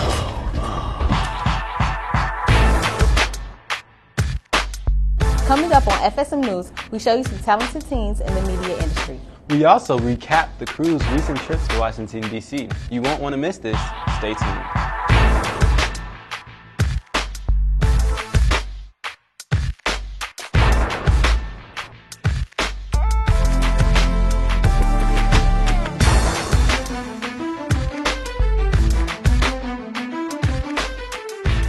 Hello, and welcome to FSM News. I'm Daisha Hill. And I'm Xavier Smith. Hey Deja, can you play basketball? Do I look like I'm tall enough to play basketball? Yeah, you look like you could shoot some hoops. I really can't, but that's all right. I'd rather be behind the scenes like the Hoops High crew, filming those who can. What's Hoops High? Check them out for yourself. Our first clip shows them in action. Hoops High is one of the many programs that Free Spirit Media offers to local teens. Student participants produce videos for Chicago's hottest high school basketball games. Inner city kids, learn how to work with media and develop great broadcasts. It's a real good program. It's just a wonderful program where youth get a chance to do sports broadcasting. We have camera operators, directors, floor directors, announcers, play-by-play, reporter producers. So they do everything. It's a great program, great show. Hoops High provides a great insight into the world of sports broadcasting. The young crew members complete their own sideline reports and film everything. They are confident that this experience will help them along their career path. Hoops High has really impacted my future because I now want to go into English as a major and minor and Spanish so I can be a bilingual broadcaster when I get older. Because at first I was going to do a medical field, but now I fell in love with this, so this is definitely what I want to do. I think it's given me a greater deal of leadership, because sometimes they'll put you as producer and that's basically running the whole operation, so it'll help you learn leadership and responsibility. Free Spirit Media hosted Broadcast Dreams, which showcased the many talents of these Hoops High teens. Some of their biggest fans came out to support. I am actually a board member of Free Spirit Media, and I wanted to come out and give my support tonight to all of the people working here like yourself. I'm just supporting the great work you guys are doing and representing KNTV to remind you that we are giving you a big go. We're your partners and we love what you're doing. I was invited by Jeff McCarter, the executive director of Free Spirit Media, to get a view of how kids produce Hoops High. So this has been my first time actually experienced with Hoops High, and I've seen some really exciting things that give me a lot of comfort in the future of Free Spirit Media's kids. To see these teens in action, check out Hoops High every Saturday at 8 o'clock on KNTV. Reporting from FSM News, this is Tanaya Earlison.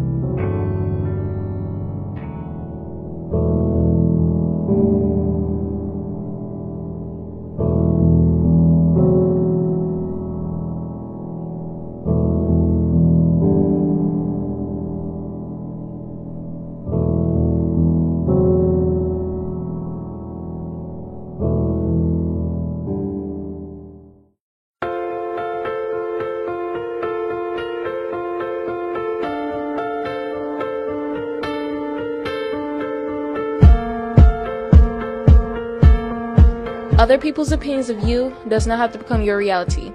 You are you. Don't let anybody bring you down. 'Cause you're amazing, just the way you are. 3 of our FSM crew members attended the If I Had $1 Trillion Youth Film Festival in Washington, D.C. They created not 1, but 2 award-winning videos. You know, Xavier, I've always wanted to travel to D.C. Yes, they have amazing historical sites. I even heard you can climb up the 896 steps inside the Washington Monument. Wow, I hope an elevator is an option. But anyway, FSM's award-winning Richard Porter tells us about the cruise experience. Say free spirit.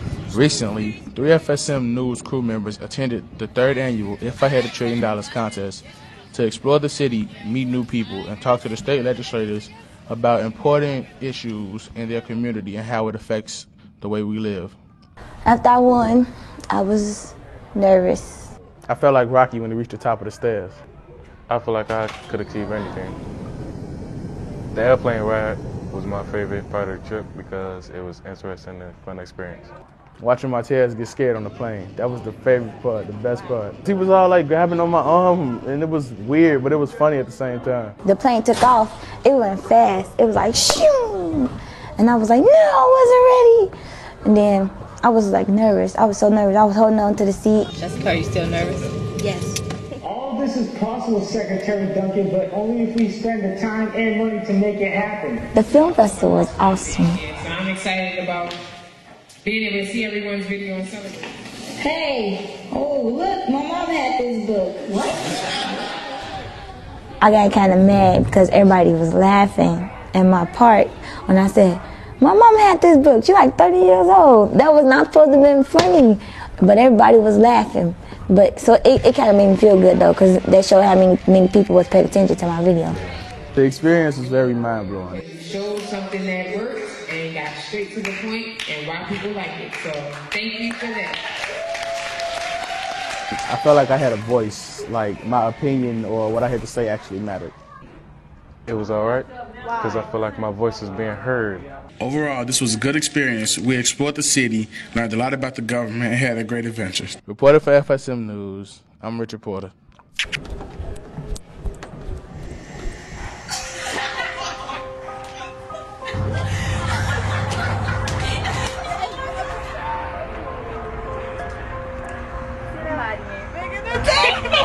Did I make it? No, I'm sorry. It wasn't fast enough. But you made the team.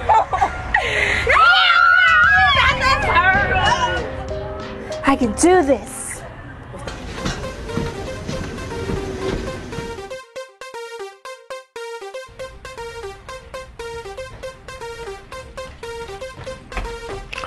Wow. Fastest time. Congratulations. What? Huh? Excuse me? Are you serious? For real? That's a laugh. Believe in yourself. Deja, you look very nice today. Thank you, Xavier. I didn't expect that. Well, I'm inspired by a statistic I recently learned. It's a shame that 72% of teenagers in the U.S. have low self-esteem. And it's sad that many of them are girls who post inappropriate pictures on their social networks. In fact, FSM News took an in-depth look at this scary trend. Here's Maya McDonald with more.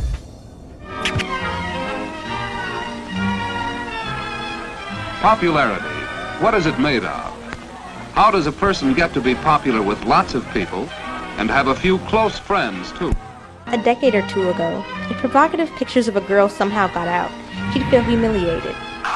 I want you to love me like I'm a hot guy. However, in today's new digital age, girls publish provocative photos of themselves on social media for anyone to see. FSM News asked 18-year-old Karen if she'd ever done this. For privacy reasons, she requested we not show her face. Yes, I just put a couple of them when I had my bra and panties on. Me and my friend, we just thought it'd be fun to put them up there and see how many likes we get. Though it seemed like a good idea initially, the fun didn't last long. Karen, like many teens, didn't foresee the negative impact these images would create. A lot of negative comments went under the picture, and it was a couple of arguments. And from the guys, I got attention, but I'll say now it wasn't the attention that I was really hoping that I get. When I went back to school and whatever, kids were saying negative things and calling me names that I'm not, all because of a picture that I chose to put on Facebook just to get some likes out of. Karen hoped that getting those likes would make her feel good. When I did the pictures, I felt like I was going to get all this feedback. Oh, you bad, you this and that. And it was going to boost my self-esteem. So I think people do it for attention. Teen girls have always struggled with self-esteem. But in today's world, where teens post pictures on Facebook just so someone will like them, or text a naked photo for attention, they have found a dangerous way to cope. It's possible under Illinois law for a girl who's under 18, if she sends a partially naked picture of herself to somebody else, to be charged with child pornography. She would be required to register as a sex offender for life. This sex offender label could change her life forever. It can have very serious repercussions for things like college admissions, for someone's ability to get a job. Since some celebrities gain fame from sexual videos and pictures, girls may aspire to do the same.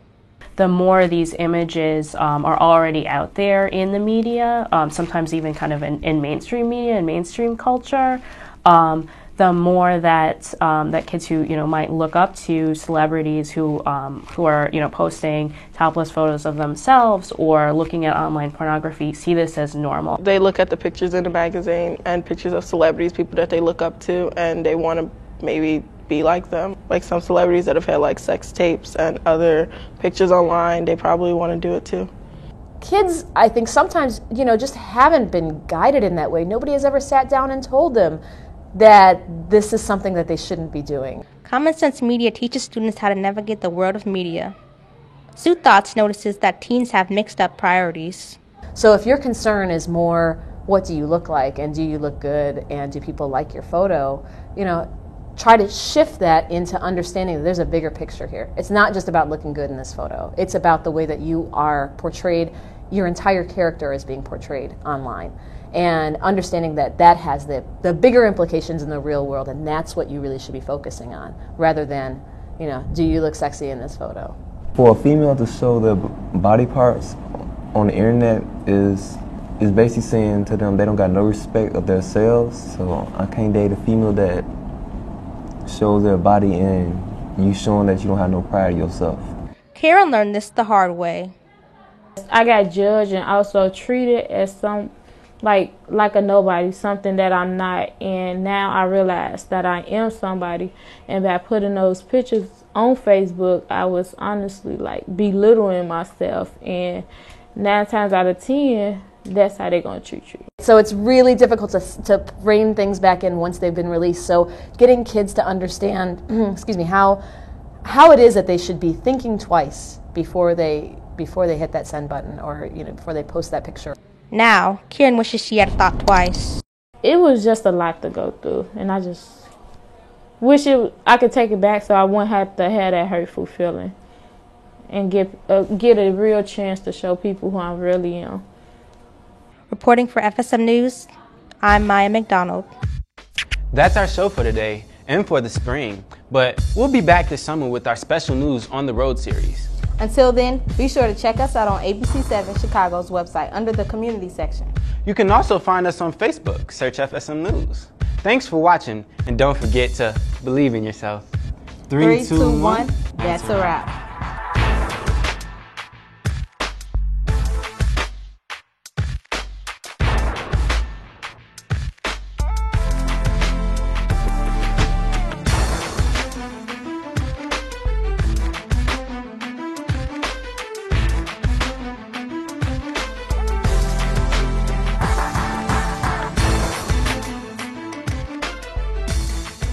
Deja, you look very nice today. Thank you, Xavier. Thank you. Go. Anyone? Go. Okay. 3, 2, 1. That's a wrap.